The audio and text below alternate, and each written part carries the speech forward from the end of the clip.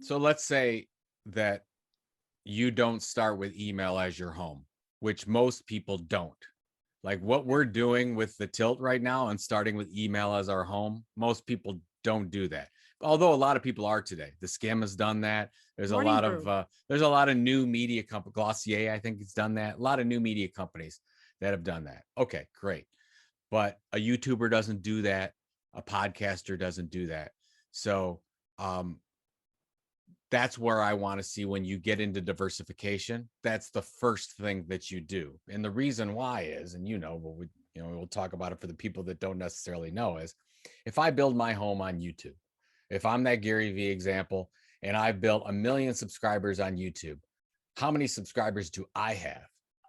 And None. and I say you have zero. Zero. YouTube has a That's right. million, and That's you're right. borrowing them.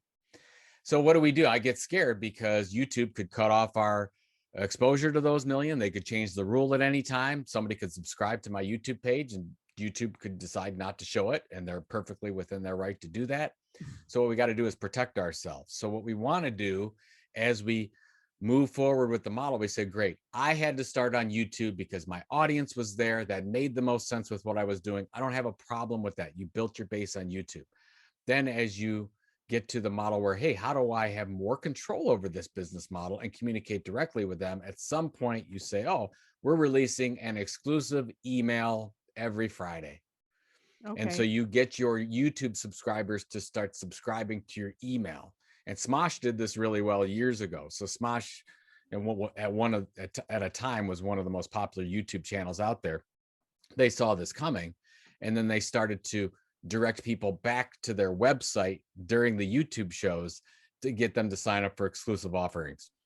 So that's what I would get to. So at some point, you need some unique email offering, and that could take a couple years. You don't have to do it right away, That but was you my got to question. remember if you Not at the yeah same time. Not at yeah the You don't start both at the same time. You don't build no, your home on YouTube and start at the same time a newsletter. No. that's right. If you start with YouTube, commit to YouTube, build your Okay. YouTube I get it. subscribers, and then Okay. when you get to a point where we talk about diversification later, where you want to diversify, like we did with Content Marketing Institute, we said, oh, we're going to start with a blog. A blog was our home.